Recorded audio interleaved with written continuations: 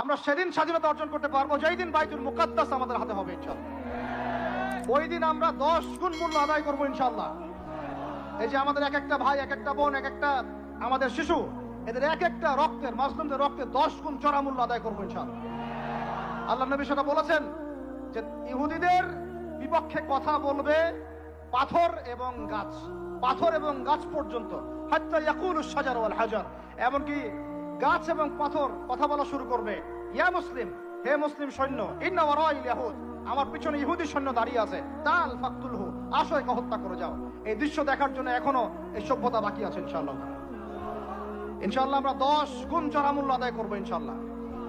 আমাদের মাজলুম ভাইদেরকে হত্যা করা হয়েছে, আমাদের বাচ্চাদেরকে বোম মেরে হত্যা করা হয়েছে, আমাদের বোনদেরকে দিনের পর দিন ধর্ষণ করা হয়েছে, বিগত 100 বছর হয়ে গেল। আর আশপাশে অনেক মুনাফিক বসে আছে, এরা টু শব্দ পর্যন্ত করতে পারে না। ধিক তোমাদের রাজতন্ত্রের উপরে, তোমাদের ক্ষমতার উপরে ধিক্কার জানাই আমরা। যেই ক্ষমতা নিয়ে তোমরা ইহুদিদের বিরুদ্ধে দাঁড়াতে পারো না, এই ক্ষমতার উপর আমরা ধিক্কার জানাই। ওর যে ওই মাজলুম ভাইরা অনেক ভালো, যারা ওই গুটি কয়েক লাঠি সোটা নিয়ে এদের প্রতিবাদ করেছে। ইনশাআল্লাহ এই প্রতিবাদ কিয়ামত পর্যন্ত থাকবে ইনশাআল্লাহ। আর আমাদের সরকার যদি আমাদেরকে সুযোগ করে দেয়, ইনশাআল্লাহ আমরা সেখানে শরীক হব ইনশাআল্লাহ। আমরা তো আর বিচ্ছিন্নভাবে শরীক হতে পারবো না। আমরা একটা জাতি গঠন করব। আমরা তো রাষ্ট্রের বাইরে না, আমরা সরকারের বাইরে না, আমরা বিদ্রোহী না, আমরা সরকারের বিরুদ্ধে কোনো অবস্থান নেই না। আমরা দাবি জানাবো, যদি আমাদের প্রত্যেক সদস্যকে, মানে আমাদের এই যে আমাদের দেশের যারা প্রশাসনে আছেন, আমজনতার মধ্যে আছেন, যাদের মধ্যে জিহাদের জজবা আছে, যারা ইহুদিদের সাথে জিহাদ করতে চায়, এই মানুষগুলোকে আপনারা প্রশিক্ষিত করেন, করে গাজায় পাঠান ইনশাআল্লাহ।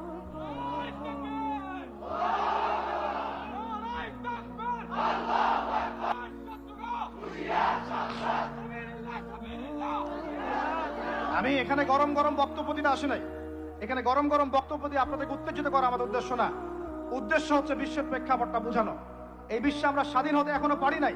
যেদিন পারবো, কোন দিন পারবো? যেদিন বাইতুল মুকাদ্দাস আমাদের হাতে আসবে। বিশ্বাস করেন, ওই জায়গা থেকেই ইনশাআল্লাহ অচিরে ঈসা ইবনে মারিয়াম সারা বিশ্বকে শাসন করবে ইনশাআল্লাহ।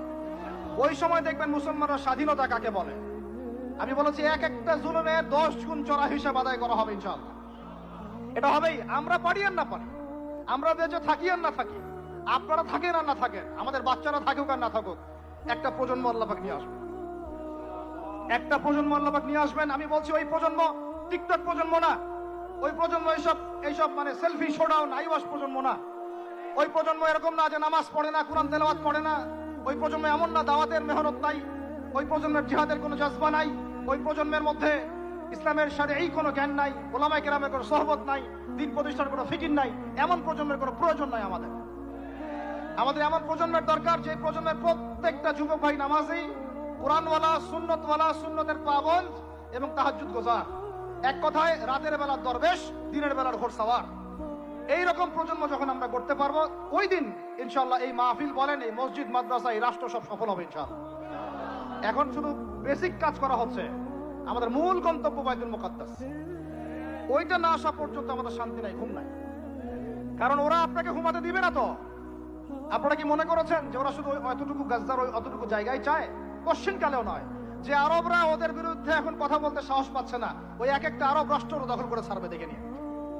আমি যদি ওটা চাচ্ছি না, দোয়া করি না, কিন্তু ওদের এজেন্ডা এটাই যে পুরো, আমি আখিরুজ্জামানের স্টুডেন্ট, ওদের এজেন্ডা জায়নিজম, পেট্রোডলার থেকে শুরু করে প্যালেস্টাইন ইস্যু নিয়ে আমি আলহামদুলিল্লাহ বিগত 5-7 বছর থেকে পড়াশোনা করেছি। আমি আমার টুপির নিচ থেকে কথা বলছি না। ওদের এজেন্ডা হচ্ছে পুরো হোলি ল্যান্ডটা তারা দখল করতে চায়। হোলি ল্যান্ড কাকে বলে এটাও তো আমরা জানি না। ওরা শুধুমাত্র ওই ওয়েস্টার্ন ব্যাংক আর বাইতুল আকসা, বাইতুল মুকাদ্দাস আর এই গাজার অংশটুকু দখল করতে ওখানে আসে নাই। ওরা এসেছে পুরো হোলি ল্যান্ডটাকে দখল করতে। আমি ওলামা সম্মেলনে বলেছিলাম, পুরো হোলি ল্যান্ড তারা দখল করতে এসেছে। হোলি ল্যান্ড মানে মিশরের নীল নদ থেকে শুরু করে ইরাকের ইউফ্রেটিস নদী পর্যন্ত এই পুরো জায়গাটা তারা দখল করতে চায়। কেন চায়? কারণ তারা মনে করে ওই জায়গাটা সৃষ্টিকর্তা তাদেরকে দিয়েছেন। তারা মনে করে ওইটা হচ্ছে তাদের মাসিহ আসার জায়গা, এবং ওই জায়গা থেকে তাদের মাসিহ, তথাকথিত মাসিহ মানে মাসিহুদ দাজ্জাল, পুরো বিশ্বকে শাসন করবে এবং তারা তাকে সঙ্গ দিবে। এটা ওদের এজেন্ডা, এটা ওদের ভিশন। যত কিছু ওরা পৃথিবীতে করছে এই ভিশনটাকে কাজে লাগিয়ে, এই ভিশনটাকে পিছনে রেখে তারা এই কাজগুলো করছে। এটা আপনি বুঝতে পারবেন না বাইরের চোখ দিয়ে, ভিতরের চোখ দিয়ে পড়াশোনা করেন, খেদির হন, বুঝতে পারবেন। ওরা বাইতুল মুকদ্দাস চায় না, পুরো হোলি ল্যান্ডটাই দখল করতে চায়। এ কারণে এই উদ্দেশ্যেই তারা বিগত 100 বছর থেকে পুরো ওয়ার্ল্ড অ্যাফেয়ার্স এর আগে রাজনীতির নিয়ন্ত্রণ নিয়েছে। কিসের নিয়ন্ত্রণ নিয়েছে? আপনি নিচু নিচু জায়গায় যত কথাই বলেন, ওই জায়গার ক্ষমতা আপনার হাতে না থাকলে আপনি জনগণকে সর্বোচ্চভাবে ইসলামের দিকে আনতে পারবেন না। আপনি এখন যদি সবাইকে জোর করে মাস্ক পরাতে পারেন আইন প্রয়োগ করে, এভাবে ওই ক্ষমতা হাতে থাকলে প্রত্যেক জনগণকে কোরআনও শেখানো যায়। ওই ক্ষমতাটা ইসলামের দরকার আছে। যদি যদি ওই ক্ষমতার বলে প্রত্যেক মানুষকে মসজিদে সোশ্যাল ডিস্টেন্স মেনটেন করানো যায়, তাহলে ওই ক্ষমতা যদি হাতে থাকতো প্রত্যেক মা বোনকে পর্দা করানো যেত, প্রত্যেক যুব ভাইকে দিন শেখানো যেত, বাধ্যতামূলক কোরআন শিক্ষাও চালু করা যেত, বাধ্যতামূলক কোরআন শিক্ষার সাথে হাদিসের শিক্ষা চালু করা যেত, সিলেবাসের মধ্যে নবীর সিরাত সংযোজন করা যেত। ইসলামে এই ক্ষমতাটা দরকার আছে।